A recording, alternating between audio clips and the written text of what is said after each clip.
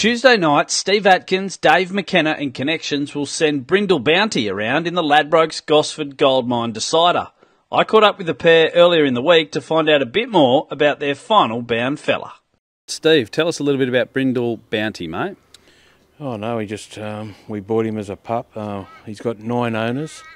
They just enjoy the shit out of it, mate. Just excuse the French, but yeah, they enjoy the dogs and mate, he's started off his career with a bang, mate. He won 6 out of 7 and he could have had a few more wins with a bit more luck, but coming into this race here, he was probably a run or two short, but he done his best and he'll improve a little bit, but I can't see him beating the outside division of this race, mate. They're just too powerful and finish and everything like that. So, but he'll be in there, mate. So box 4, not real good, but would have preferred the inside again, but not to be. So we'll see what happens.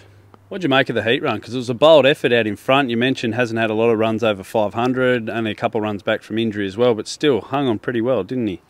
Yeah, mate. The dog that won the race, only got him in the last stride. So, I mean, he's running, 29.6 up front. But I mean, yeah, he's got to get a little bit stronger. But he'll get stronger with another run on his belt. So, yeah, just got to hope for the best, mate. It's a dog race. So. What about the dog himself? Can you give us a bit of an insight into what he's like around the place and what he's like out on the track? Oh, mate, he's just cool, calm, collected, mate. He's a beautiful dog to train. He's just so easy. He just does everything right. Has done from day one. I virtually broke him in myself. Bloke up at Taree sort of educated him a little bit for me. But mate, he's just been a pleasure to train. I wish I had a kennel full of them actually. So yeah, so all good. And the ownership group, there's a few people involved in that. You were mentioning off camera before that you love nothing more than the roar of them when he's having success. Mate, talk about the relationship with them and what it's like to train for a good group of owners. Yeah, mate, it is. It's they're all sort of mates, and my son included, and Dave's son and his brother, and all that sort of thing. And mate, especially the Gardens, you can hear it. Like when he's won a few at the Gardens, you can hear the roar from the winner post when the dog goes past the line in front. There's nothing better thrill than training for people like that. Dave, Brindle Bounty, mate. Tell us what it's like being part of dog ownership. Oh, well, as a first-time owner, I've explained this to a few people. It's the best fun you can have with your clothes on, I reckon.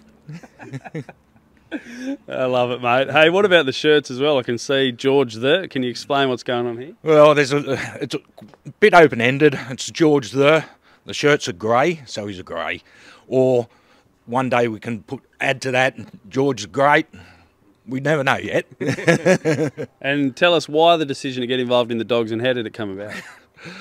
Well, that's a simple story. I was sitting on the lounge one night, half drunk, and sent out a text message, I'm buying a greyhound, who's in? And that's where it started from.